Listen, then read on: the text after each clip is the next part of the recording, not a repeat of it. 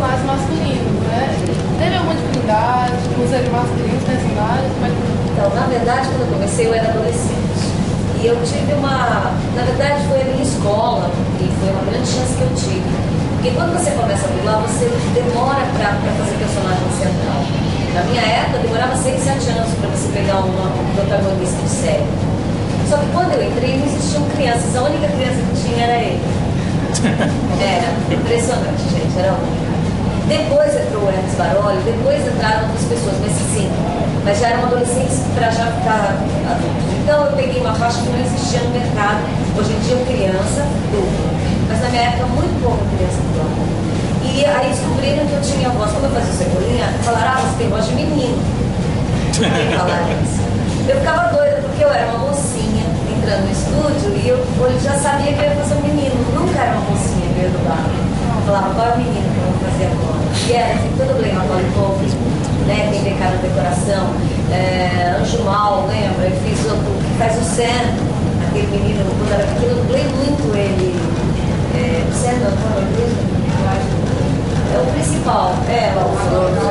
Quando ele era criança, eu lembro muito dele quando criança, muito assim, sabe? Era normal, ele vinha na tela, eu já sabia que era eu que ia fazer. Mas então se tornou como eu comecei a observar o menino falando, e na verdade eu realmente comecei a ter o jeito. Tanto que eu fazia teste, Anos Incríveis, eu fiz com criança, com meninos, e eu peguei. Mas assim, eu não apareci em entrevista, não apareci, estava sempre com cachumba, catapora, sarampo, porque eles achavam que era uma criança menininho fazendo, né? E era eu. Mas eu sofri bastante em termos de voz, porque às vezes eu fazia o Kevin 4, 5 horas ao dia, principalmente quando ele fez 18 anos, que foi o último episódio dele, os últimos episódios, que ele tinha 17, 18 anos, eu saía do estúdio com um vozeirão, de menino, homem, assim, falando, gente do céu. Isso é esquisito aqui. É verdade, mas foi mal na escola mesmo, porque eu peguei estrelando logo na primeira. Sabe, no primeiro filme eu já estava estrelando. Comecei a dublar estrelando praticamente. E foi minha escola. Quando eu comecei a fazer a mulher, já. Né? Tudo ficou mais fácil. Você que fez a dublagem do Cebolinha no Criança Esperança? Foi. Como é que foi a experiência, por exemplo, de cantar o Rebolation? Achei fantástico. Foi ótimo. Então aqui foi um processo bem diferente, aliás, bem moderno. Eu já tinha visto nos Estados Unidos, no parque da Disney. Não é tão bom igual de lá, mas eu acho que vai se chegar a isso. Que era assim, a gente tinha um microfone e conforme eu ia falando, o Cebolinha ia abrindo a boca. E eles tinham um joystick e eles ficavam mexendo o personagem conforme eu ia falando. Quer dizer, foi tudo ao vivo, né? Realmente foi feito ao vivo aquilo. O desenho não era feito, foi feito ao vivo mesmo. Adorei. E a Sandra e o Ernesto que curtiram com a gente, muito legal. Foi bárbaro. E eu adorei cantar o Rebolation. Virou a sensação da internet, né? Mesmo que foi super bombado. Eu adorei. Até hoje a gente, qualquer coisa na Maurícia, eu começo a Rebolation, a gente começa a dar risada. Virou gente do boneco. Mas foi muito legal, adorei fazer. Nova experiência, né? Um desenho ao vivo, que é bárbaro. Vamos fazer mais.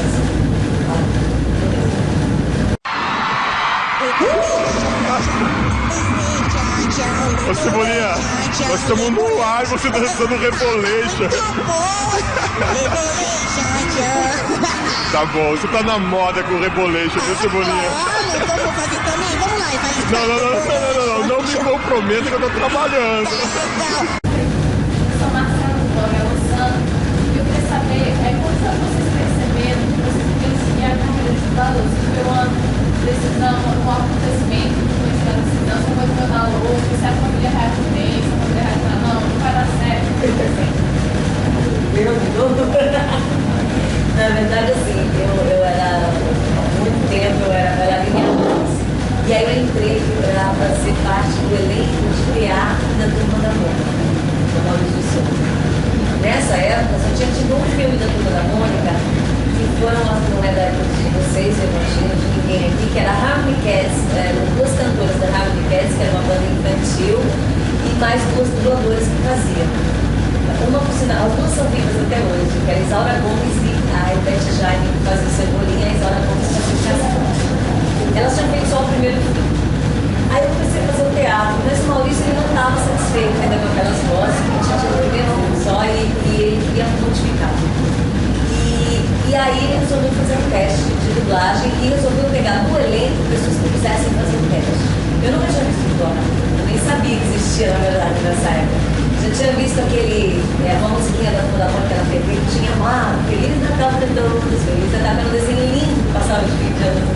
E amei. Estrelinha mágica, né? Aí eu peguei e fiz o teste pra Magali, que eu tinha um timbre muito parecido com o menino que fazia. Mas o Maurício virou pro irmão dele, Márcio de Souza, né, que foi a pessoa que veio fazer o teste, e falou, meu, essa menina é Cebolinha. Aí a primeira coisa que eu fiz de Cebolinha foi uma peça de teatro, porque são máscaras, né, e a gente precisou gravar pra fazer a atuação. Mesmo com Cebolinha, que era uma moça, né? Não era uma Cebolinha, era uma cebola, né?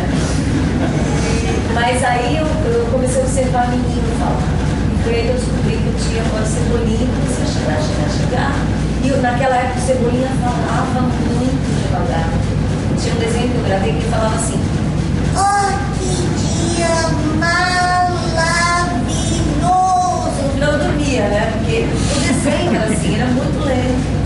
E aí o Maurício começou a perceber que ele estava lento. E aí ele começou a acelerar, e foi ótimo, porque começou acelerando juntos. E hoje até o desenho já é um pouco diferente, já é mais acelerado. Aí eu acho ótimo.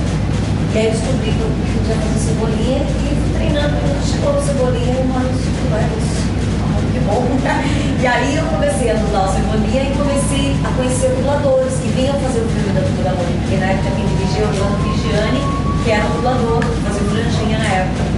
E aí ele me levou para a dublagem, como Denise Simoneto, me apresentou para dubladores, ela faz a voz Cebolinha. Eu entrei já fazendo a voz Cebolinha para as pessoas, entendeu? E aí comecei a falar. Menino, depois conhece. Eu sou filho mais novo, né? E quando eu nasci, os meus irmãos faziam novela, comercial, teatro. Então, com 4 anos, eu fiz uma peça de teatro chamada Pedro Ferreira, Milani e tal. Aí com 6 anos eu fiz uma outra peça que era Disco, Menino Polegadete, com Padre Disco.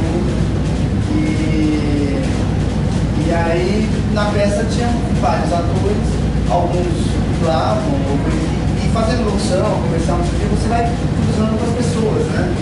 E aí falavam pra minha mãe, vai com os meninos lá pra o estúdio, que acontece, não sei o quê. Aí a gente foi, começamos a dublar todo mundo, né? Eu, meus irmãos, minha irmã. E aí eu dublava muito, porque eu era criança, né? Então você tinha mais oportunidades, menos concorrentes, vamos dizer assim. Ele era bom, mas ele era bom. Eu peguei a manha de fazer o negócio, né? Então eu dublava bastante. E junto a isso eu fui fazendo escola, né? Me formei em Direito e tal, mas eu nunca parei de dublar.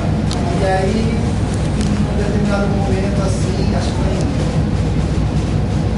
sei lá, eu tinha uns 16 anos, eu falei, eu quero mais ficar fazendo comercial, teste, ou fazer teatro, eu gosto de dublar. Aí eu fui escolhendo dublagem, mas aí fiz faculdade. Aí quando eu estava terminando a faculdade, eu falei, formei, mas era com você. Aí eu já tinha começado a dirigir, já tinha virado diretor de dublagem. Aí eu falei, é isso mesmo.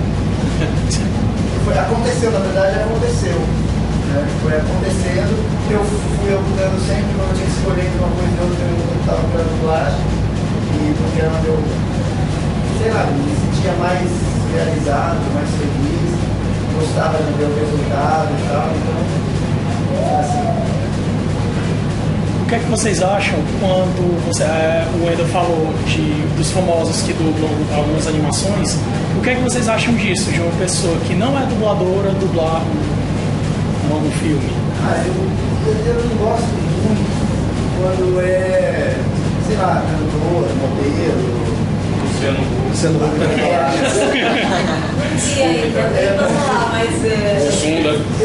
Tem que dar muita sorte para dar certo. E a princípio eu não gosto, acho parecido com nós vamos chamar agora o Luciano Huck para fazer a cirurgia aqui do coração, porque não faz muito sentido. Agora, quando é um ator, uma atriz, mesmo que ele nunca dublou, não teve a oportunidade, está na área. Porque para dublar tem que ser ator, você tem que ter o registro profissional de ator. Então a pessoa vai ter dificuldade de sincronismo, de entendimento, às vezes de lidar com o microfone, tudo é diferente. mas sabe interpretar, é um ator, ele sabe dar vida a um personagem. Então fica mais fácil para o diretor conseguir, né? Você ir caminhando, levando o cara para o resultado que você quer. Agora, quando não é, só se der muita sorte, porque a princípio fica quase impossível você tirar leite de pedra, né? Você falar, agora chora aí. Aí o cara, não é uma brincadeira, não é um fingimento, você tem que ter verdade. Eu acho que esse é o maior problema. Mas eu acho interessante, do ponto de vista de mídia, de badalação, traz uma atenção para eu acho legal. Essas pessoas normalmente fazem making off, entrevistas, e aí falam, nossa, o trabalho desse povo é maravilhoso. Geralmente eles falam bem, sabe? Nossa, como é que eles conseguem? Então é legal, né? Positivo, eu acho legal. Eu só acho ruim quando quem escolhe quem vai dublar é um cara que está atrás de uma mesa que não sabe. Ele fecha negócios. Então às vezes ele não sabe que não dá para o fulano fazer tal personagem, porque tem que ter um pique de comédia, ou porque, sabe, características artísticas. Às vezes um dublador dubla sei lá, o Tom Cruise. Dublou tudo, aí de repente vem um filme que o Tom Cruise enlouquece, faz 1000 vozes, não sei o quê. Às vezes não dá para você colocar aquele dublador, porque ele não vai conseguir dar a mesma interpretação que o personagem quer. Porque a voz é perfeita do Tom Cruise, mas ele não tem pique para fazer aquele tipo de personagem. Então, às vezes, dentro dos dubladores mesmo, você tem que trocar por uma questão artística, né? Então, eu acho que é bem complicado quando alguém completamente de fora não conhece as dificuldades, né, os meandros da profissão, você pode falar, não, fulano vai fazer. Aí, às vezes, não tem muito o que fazer, a não ser obedecer, vamos dizer assim. O cliente ele manda, né? E aí fica, às vezes o trabalho fica um pouco comprometido. Eu acho que esse é o maior problema. Mas contra isso não tem nada assim, de fato, sabe? Eu acho até interessante. As pessoas iam ver, não as pessoas, mas muitas pessoas devem ter ido ao cinema para ver o Sunda, né, e saíam falando do Burrinho ou do desenho em si, que era ótimo. Então, também tem um lado positivo, eles atraem mais público.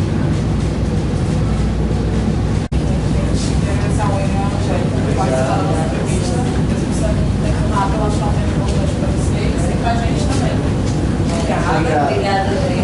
Obrigado, vocês. Quero deixar aqui no meu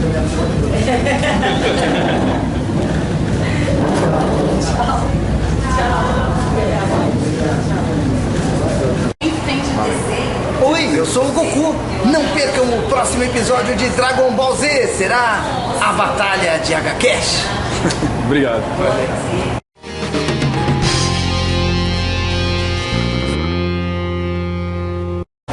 Mais um momento de bastidores aqui do Sanafest. E aqui nas festas tem presença ilustre de ninguém menos que Deus. Deus está do lado da Fernanda Souza, que é um bom lugar para você estar.